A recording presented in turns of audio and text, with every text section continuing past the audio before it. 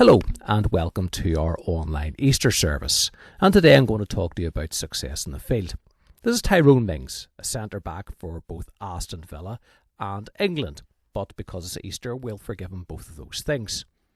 Mings is a left-footed centre-back. That means there's a high premium on him at the minute in the way that teams currently set up. He is one of the best centre-backs in possibly the best top-tier league in the world. He's currently valued at well over £30 million, pushing probably close to somewhere like 50 million. But what many people don't know about Tyrone Mings is that he has had an extraordinary battle to achieve his current success. When he was in primary school, Mings and his family ended up living in a homeless shelter.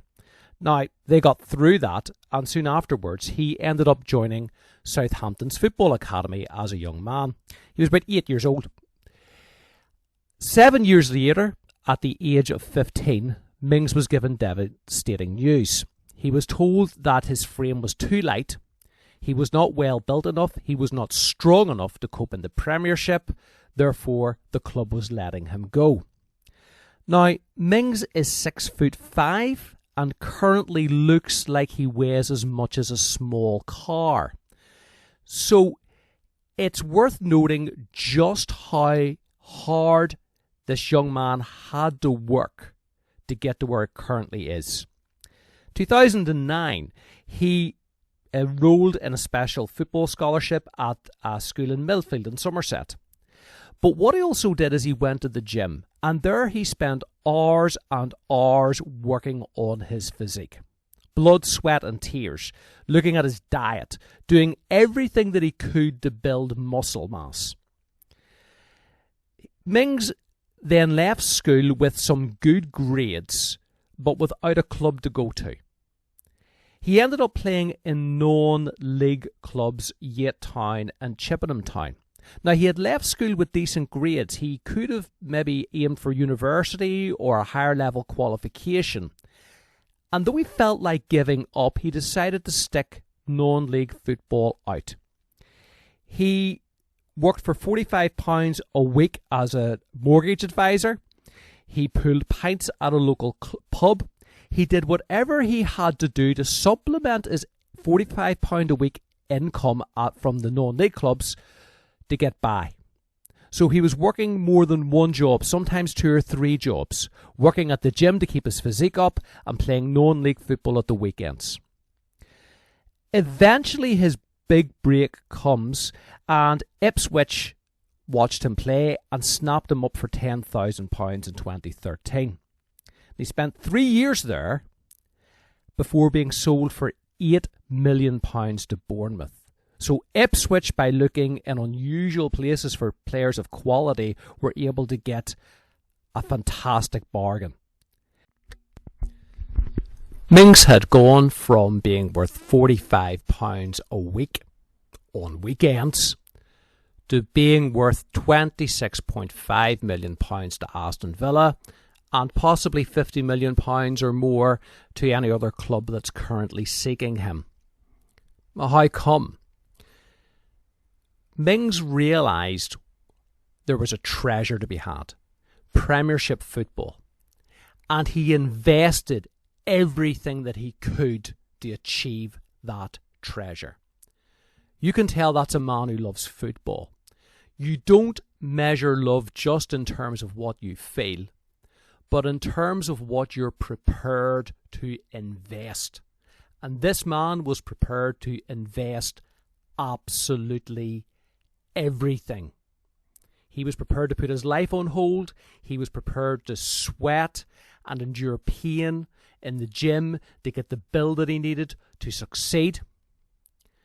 He certainly showed you that you should never let anyone tell you what you cannot do.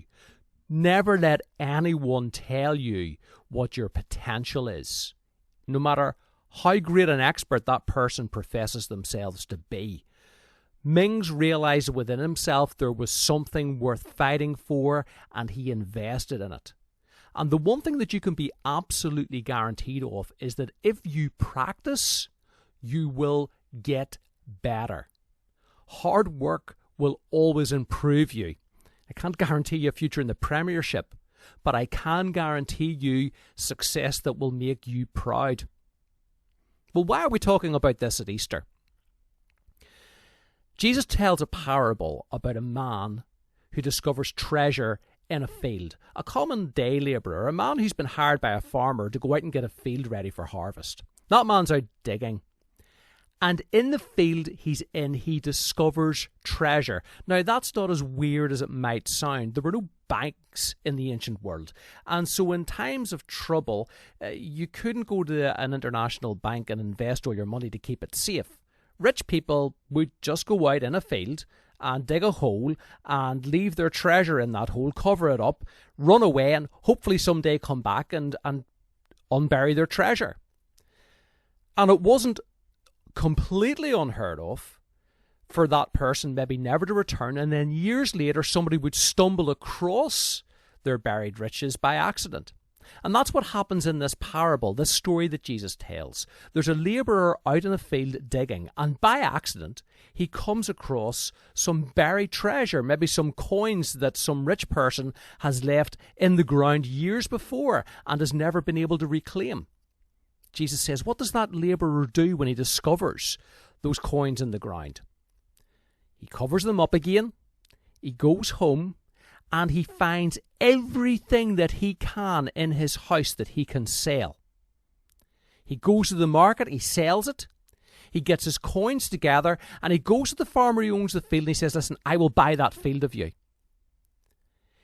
And once he's bought that field, that treasure becomes legally his. You invest everything you have, and that shows you what that field is worth. You see what the field is worth to that labourer, a poor man depending on other people day by day to make enough money to get by. He gives everything to get out of the desperate situation that he is in. And you can see what a person's value is by what another is prepared to give up for them. At Easter, we remember that God the Father looked at you, looked at me as individuals, not just the human race, but at each individual and said, I am prepared to give my son for you. God the Son looked at you and said, I am prepared to die for you, to change you, to bring you into my kingdom. That is the value that I place on you. That's what you're worth. You're worth what I'm prepared to give up for you. Not because of who we are necessarily, but because of who we could be, because of what we're meant to be. That's the value that God places on you. Which then throws the question back, what is the value we should place on a God who is prepared to do that for us? And the answer in Jesus' parable is you sacrifice everything you need to. You hand everything back. You hand your life back over to Him. That is the message of Easter, that you are a treasure to God, and that therefore you should be prepared to invest everything you have, everything that you can give over. Even though you'll fail and stumble along the way, you can give that back to Him. But whatever your beliefs, what I want you to remember is you can tell what you love by what you're prepared to invest. And what we can remember this Easter is that if you invest in something, you will get value back out of it. Never let someone put limitations on you. There are many people with great talent who have achieved great success by applying themselves, who had been told you'll never make it, and they do. Never underestimate yourself, because God sent His Son for you. That shows you what you're truly worth to Him, and that leaves you with the question, what am I prepared to invest in God who did that for me?